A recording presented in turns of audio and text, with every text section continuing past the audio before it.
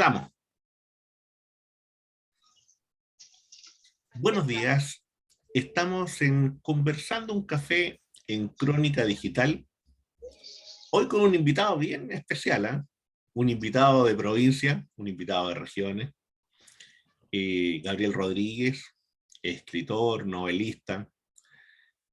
Bueno, con un pasado en la poesía también muy fuerte, que yo no sé si lo sigue cultivando aún, que me imagino que sí. Sí. Y fíjense que Gabriel, la relación con la literatura y el testimonio, la literatura y los derechos humanos, la literatura y la justicia, son elementos que son centrales dentro de su trabajo y dentro de lo que él ha ido construyendo en el transcurso del tiempo. Vamos a conversar de eso, de literatura y derechos humanos. Gabriel, ¿cómo estás? Buenos días. Hola, buenos días. Estás en Maule, ¿cierto? Estoy en San Javier, En- a unos cuantos metros del río Maule. Así ya, que imagínate el nivel de humedad y frío que tenemos por acá. Es ya, altísimo. ya, Pero ya. bueno, estoy en la región del Maule y muy cerca del río Matriz, del río Madre, que le da nombre a la región. Ah, mira. Oye, Gabriel, ¿cómo es la relación, cómo nace la relación tuya con la literatura en general? Con, con el espacio, con la esfera literaria. ¿Por qué? ¿Por qué Sí. razón? Bueno, mira, es una relación muy antigua, desde la primera infancia, por esas cosas que uno no sabe, de misterio. Fui un amante de la lectura. Fui un buen lector toda la vida, desde pequeño, pero solamente apareció la idea de escribir algunos garabatos en la enseñanza media. Hacia finales de la secundaria, ya era en esa época, Ujú. años 70, comienzo de los 70, y mi padre era fotógrafo y trabajaba de vez en cuando para el diario La Mañana de Talca, que existía en Mm, esa época. Y no sé por qué motivo simpaticé con el director del diario y me permitía publicar una columna a la semana de opinión. No recuerdo los temas, típicos temas de adolescente probablemente, la típica patudez de la juventud de hablar de esto y de lo otro. Y de pronto empezaron a surgir algunos textos poéticos. Así que fui parte de la Academia Literaria del liceo, pero era una cosa, como tú dices, esporádica, no había ninguna convicción profesional, ni una profunda vocación de dedicarme a eso. Era, en vez de jugar al fútbol, para lo cual fui siempre malito, o salir a correr, que me aburría profundamente, prefería leer o escribir. Y en la universidad siguió siendo más o menos igual. Eh, Hasta que esto se convierte en una serie de cuentos el año 76.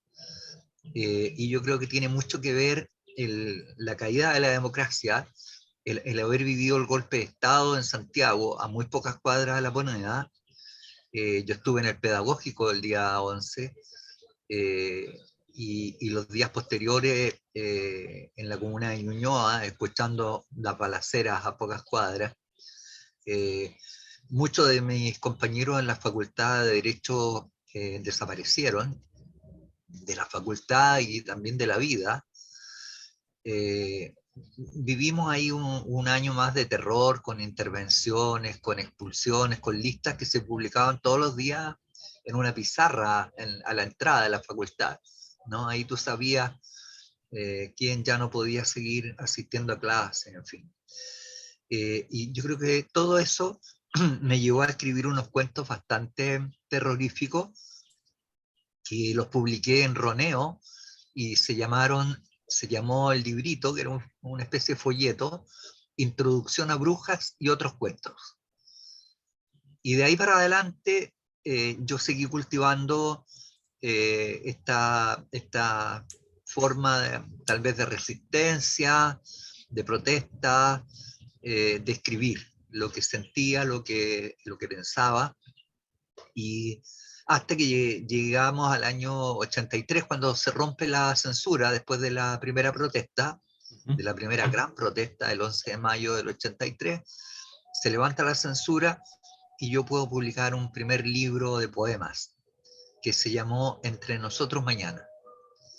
Y de ahí para adelante, bueno, ha sido un camino que, aunque mi vida ha estado dedicada a otras labores profesionales y en los últimos 20 años al periodismo, ha estado jalonada siempre de publicaciones de diversos temas de interés o regional.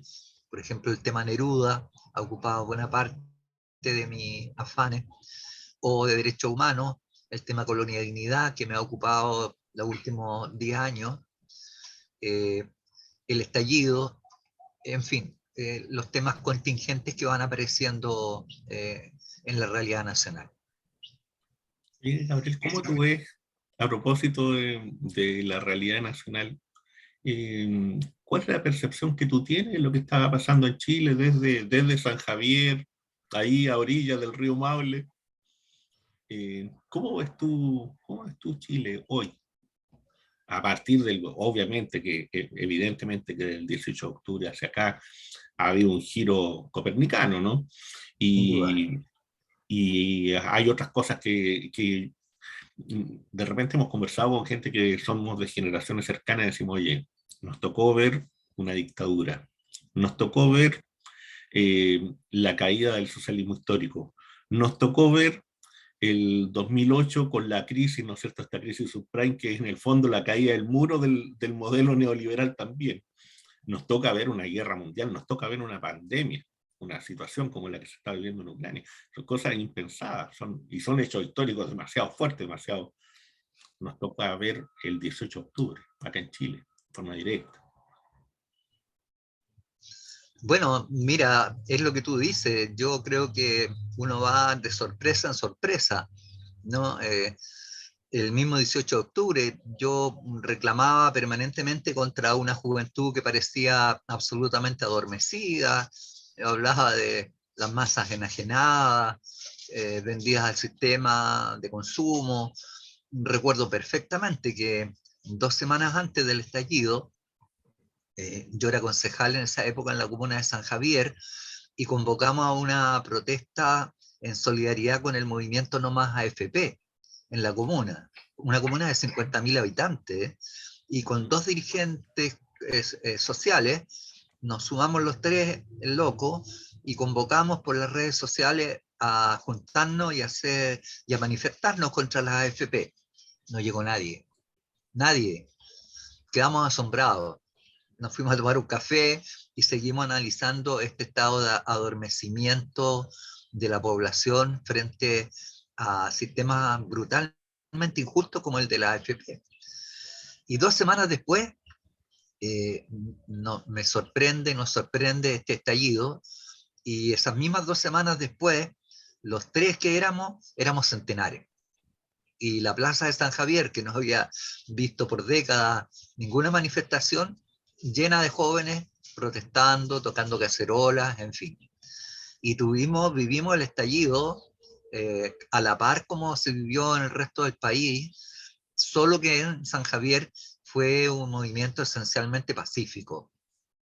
Acá no tuvimos ninguna manifestación salvo un incendio de una garita de la carretera, pero el resto fueron manifestaciones muy masivas para nuestra comuna, pero muy pacíficas. Y sorpresa. Y entonces, bueno, de ahí nació un librito que escribí con Ana María, mi señora, que se llama Hasta que la dignidad se haga costumbre, las frases de la rebeldía, que fue una recopilación de textos, los más emblemáticos, los más simbólicos del estallido social.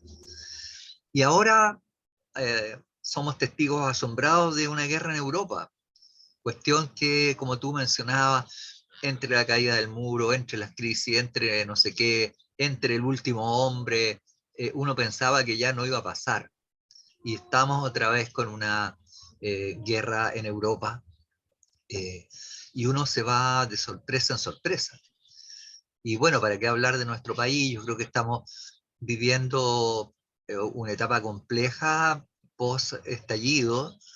Eh, Me imagino yo que los estallidos hacen saltar todas las contradicciones, todas las emociones, todo lo contenido durante décadas. y eso después es muy difícil nuevamente canalizarlo, ¿no? Yo creo, darle una conducción, llegar a puerto. Y yo creo que estamos ahí, en el intento de conducir, llegar a puerto. Eh, Creo que este gobierno con el cual me siento identificado no la tiene nada fácil. Están los potros salvajes y las jaurías sueltas, y los peligros acechan por todos lados, entonces es como caminar al filo del desfiladero, ¿no? Y eso es siempre muy difícil, muy riesgoso, ¿no?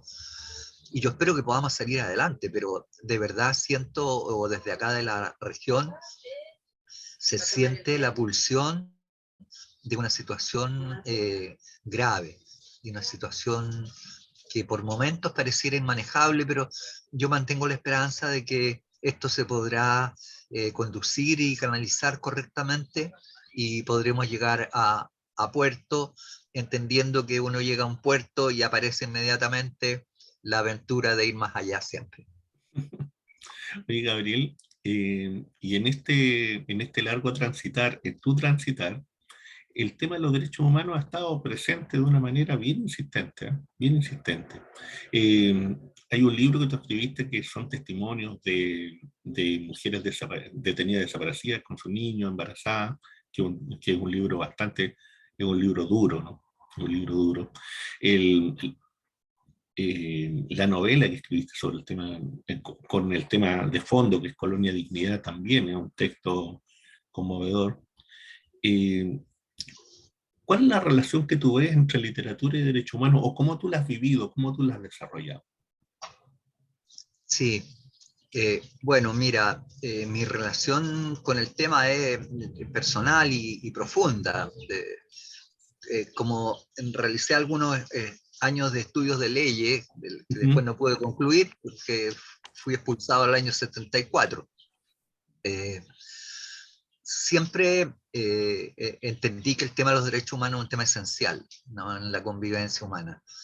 Pero posteriormente, mi experiencia personal, yo estuve detenido en Colonia de Dignidad el año 75, junto a una cincuentena de talquinos, después de una redada masiva. Esa experiencia, más las lecturas, en fin, me llevaron al convencimiento que no hay sociedad civilizada si no se construye sobre la base del respeto a los derechos humanos. Y las amistades cultivadas con otras personas también me han llevado a mantener un compromiso irrestricto hasta hoy día con estas causas.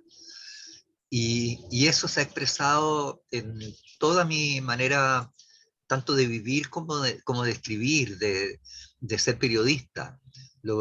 Mis crónicas periodísticas de los últimos 2 años son todas vinculadas a temas de derechos humanos. Eh, las reseñas de libros que eventualmente hago también tienen que ver con libros vinculados a la historia reciente de nuestro país, a las violaciones de derechos humanos. Hemos hecho documentales, audiovisuales respecto a estos mismos temas. Ahora mismo estoy trabajando un guión para un nuevo documental sobre mujeres desaparecidas en la región del Maule. Tú mencionabas estas 10 mujeres embarazadas, detenidas y desaparecidas en Chile.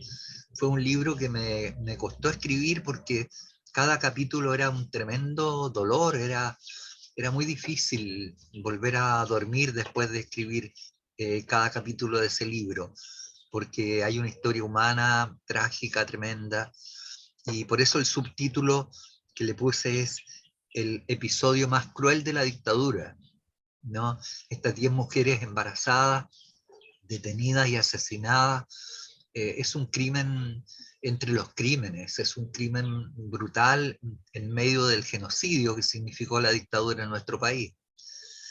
Y entonces he cultivado ese vínculo desde mis convicciones personales, y he tratado de poner mi vocación tanto de periodista como de escritor al servicio de esa causa que me parece que vale la pena, que es permanente, que hay que desarrollar y sobre la cual nos falta tanto en nuestro país. Oye, Gabriel, y cómo ves tú de lo que tú estás leyendo, de lo que tú estás observando, cómo ves tú la realidad de la literatura, primero en tu región? Pues, ¿cómo ves tú? Yo veo que hay mucho movimiento en el sector de la séptima región Talca, San Javier y otros lados. Hay muchas voces que están apareciendo ahí y muy significativas, y hay voces que también venían de un trabajo anterior que han ido profundizándose mucho más y han ido adquiriendo un peso, yo diría, bien especial, una consistencia. Estoy pensando en el trabajo de Bernardo, en el trabajo de Rodrigo, en el trabajo de otras, de la misma Silvia, el tuyo. Estoy pensando como en eso que yo veía cuando yo me tocó volver a Talca por ahí por el año 94, 95, y, y luego cómo esto bueno, bastantes años después, adquiere una consistencia mucho mayor, ¿eh? No sé si tú tienes esa Tengo misma la misma, percepción. sí, tengo la misma percepción tuya. Creo que ha ido madurando toda una generación que nos movíamos a finales de la dictadura, organizando las primeras ferias del libro, organizando la filial de la Sechen en Talca y en la región, eh, en fin, organizando recitales, en fin, actividades, pero hoy día varios de ellos ya son figuras consolidadas, con obras de buen nivel.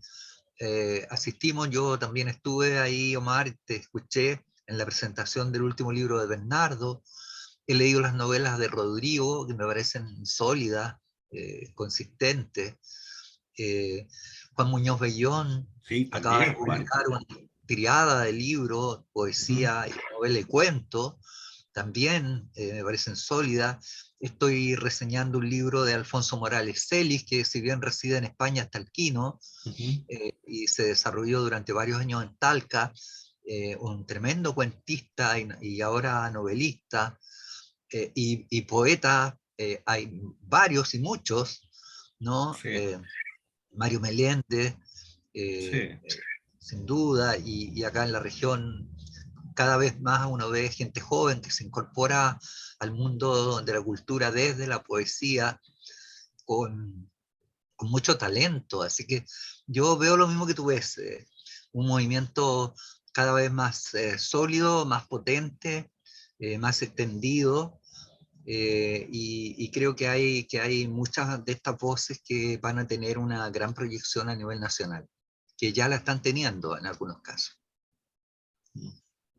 Eh, Ahora, dime. tú con lo que eres también maulino, Ujú. o como yo, Sí, sabes pues. que esta región tiene raíces profundas en la literatura, ¿no? Sí, No pues. debería sorprendernos, o sea, eh, el Maule es, no sé, creo que tiene la mayor cantidad de premios nacionales de literatura que ninguna otra región. Sí, Tenemos además un premio Nobel. sí, Y, por cierto. y claro, tenemos el Pablo en Parral y tenemos a Pablo en Licantén, el tremendo Pablo de Roca, muchas veces olvidado, lo que tú quieras, pero es tremenda figura en la literatura nacional.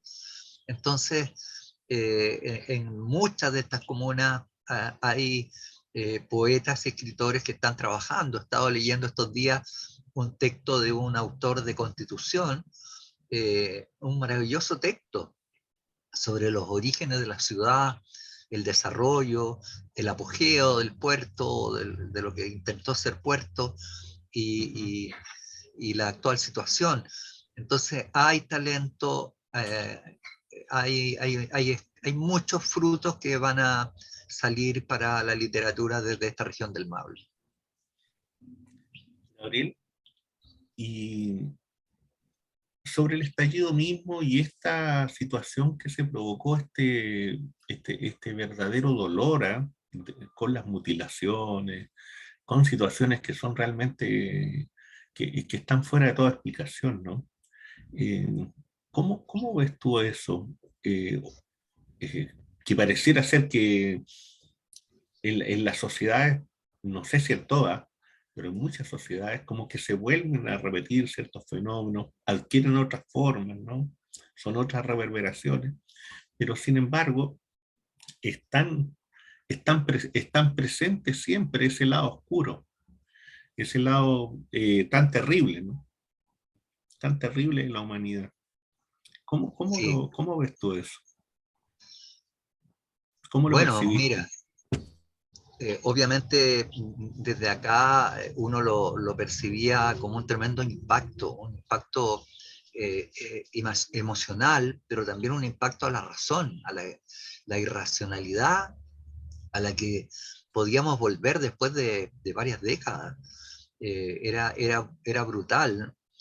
eh, y era emocionante al mismo tiempo también ver tanta gente movilizándose, tanta gente manifestándose y al mismo tiempo ver más o menos la misma respuesta, la misma sordera, la misma incapacidad de leer los signos de lo que la gente quería, estaba diciendo y responder con una declaración de guerra. Sí, yo creo que esto va a ser una cosa de literaria y también probablemente el cine va a incursionar en esta brutalidad. Eh, Puede tener muchas explicaciones ahí.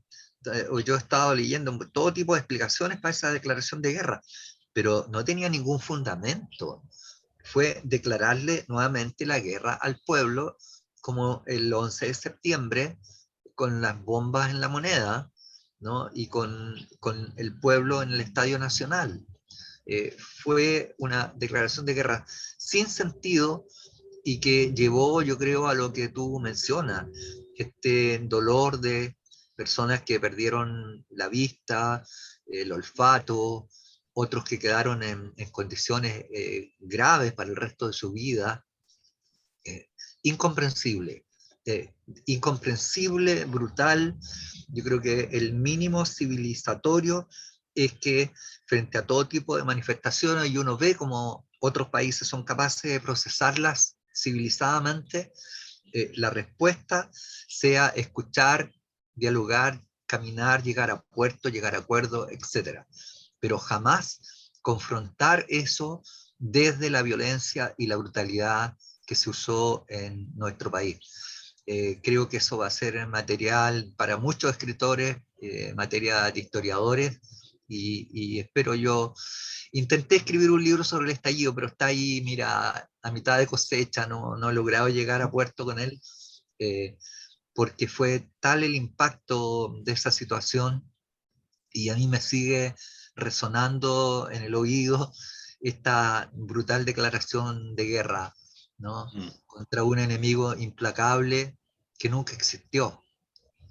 Entonces, todo resulta muy incomprensible, muy sin sentido, descabellado, por decirlo de alguna manera. Sí. Fíjate que, bueno, se entrega el primer borrador pues, de todo este trabajo, ¿no es cierto?, de esta cosa que aflora a partir del 18 de octubre, que tiene que ver con la convención constitucional, con el proceso, ¿no es cierto?, que se dio para elegir a estos constituyentes, con todo lo que se ha ido viviendo en este tiempo, y ya tenemos un primer borrador, que supuestamente eso se va a ir, ¿no es cierto?, se va a ir afinando, pero es una primera muestra de más o menos lo que va a ser. Eh, ¿Cómo ves tú? Porque siempre hay un tema ahí entre la relación de los escritores con la sociedad que siempre es complejo, ¿ah? Hay algunos que no les gusta mucho, hay otros que sí la viven y lo hacen, en el caso tuyo, en el caso de muchos otros escritores, que tienen una posición abierta, clara, ¿cierto? Eh, ¿Cómo ves tú la función en este caso, o la tuya, como tú la vives, en relación con lo que puede significar esta nueva constitución, este nuevo proyecto, este cambio de ciclo que dicen algunos, ¿no? Este Sí, cierre. claro, así es. Claro, y comienzo de un nuevo ciclo. Ujú, Bueno, dependiendo de lo que pase, ¿eh? Porque ujú, creo que no está todo asegurado y hay señales de luces amarillas, que yo soy muy crítico y autocrítico, yo prefiero esas luces atenderlas, ¿no? Y no desconocerlas. Claro. Sí, yo creo que es siempre mejor escuchar y no creer que uno tiene el partido ganado. Ahora, por supuesto, a mí eh, hice campaña por el apruebo y nos movilizamos todo lo que pudimos en nuestra comuna con toda la ilusión de tener esta nueva constitución y abrir un nuevo espacio de futuro para las nuevas generaciones, porque esto ya no es para nosotros, ¿no? Claro. Gran parte de la constitución probablemente va a empezar a ponerse en plena práctica en unos años más, ¿no? Todo va a ser inmediatamente, ni mucho menos, ¿no? Va a ser gradual, paulatino, en fin, y es lo que la prudencia indica. Pero a mí me llena de esperanza y de expectativa el poder tener un marco jurídico que permita soñar con otras formas de resolver los problemas en nuestro país. Creo que la constitución anterior era una camisa de fuerza que nos constreñía, que nos impedía este vuelo y este soñar, y esta constitución debiera ser abierta y permitir volar y a las futuras generaciones resolver de mejor manera los problemas. Yo no creo mucho en las recetas del pasado, pero en las recetas del pasado también han fracasado las recetas individualistas, neoliberales, que han generado desigualdad, concentración de la riqueza, etc. Yo creo que hay que combinar inteligentemente, con flexibilidad, distintas formas de resolver los problemas, pero mirando siempre el bien común y mirando siempre el bienestar de los más vulnerables, de los más débiles.